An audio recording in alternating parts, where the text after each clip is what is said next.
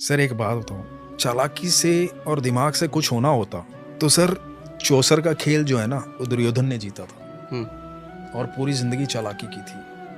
18 दिन लगे सर, सिर्फ 18 दिन इतिहास पलटने, नामो निशा खत्म हो गया। क्योंकि इधर जो व्यक्ति था ना वो सरलता से चल रहा था, साधारण तरीके से चल रहा था, विश्वास से चल रहा था, अपना कर्म ईमानदारी से कर रहा था जो उसके हिस्से आया था।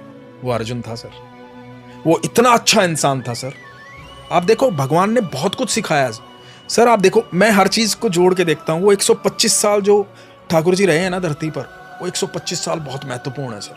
आप देखो अर्जुन जितना अच्छा इंसान कौन कहाँ होगा कि अर्जुन, कई बार लोग बोलते हैं ना यार जितने अच्छे इंसान होते हैं ना उनके जीवन में बड़ी तकलीफें होती हैं। मैं आपको बोल रहा हूँ सर, अर्जुन जितना अच्छा इंसान कि अर्जुन युद्ध भूमि में खड़ा है, पहला दिन है, भगवान को बोलता है कि प्रभु, तब तक तो जानता ही नहीं था ये भगवान है, तब तक तो एक मित्र के तौर पे जानता था।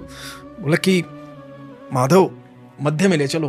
मध्य में चले गए क्योंकि सारथी थे कृष्ण, जहां कहते वहां लेके जाना था। मध्य में चले गए, बोले कि मैं देखना चाहता हूँ कौन कौन युद्ध करने आया। तो सामने देखा पिता में भीष्म खड़े हैं, गुरु द्रोण खड़े हैं, दुर्योधन खड़ा है, कर्ण खड़ा है, महारथी खड़े हैं। उस समय के भारत के सबसे बड़े महारथी उस मैदान में थे।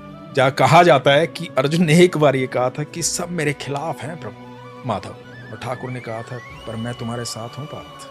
तो ये चाहे दुनिया पूरी खिलाफ हो, पार्थ के साथ कृष्ण थे। तो अब ये देखो कि अर्जुन क्या कह रहा है, बड़ी महत्वपूर्ण बात। अर्जुन कह रहा है कि माधव वापस चलो, मुझे युद्ध नहीं करना। जिस आदमी को जिंदगी भर त्रास दिया गया, जिंदगी भर तकलीफें दी गई, एक राजा का बेटा होते हुए जिंदगी भर जंगलों में अपनी माँ के साथ, अपनी पत्नी के साथ भटका है, बार बार अपमानित किया गया, जिसकी पत्नी को भरी सभा के अंदर चीरहरण करने का प्रयास किया गया।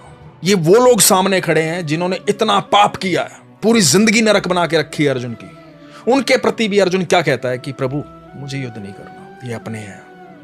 इनको मारने के बाद यदि तीनों लोगों का साम्राज्य भी मुझे मिल गया तो कोई फायदा नहीं है प्रभु, वापस चलो। सर जिस दिन आप इतने सरल हो जाओगे ना, उस दिन आपका रथ श्री कृष्ण हाकेंगे।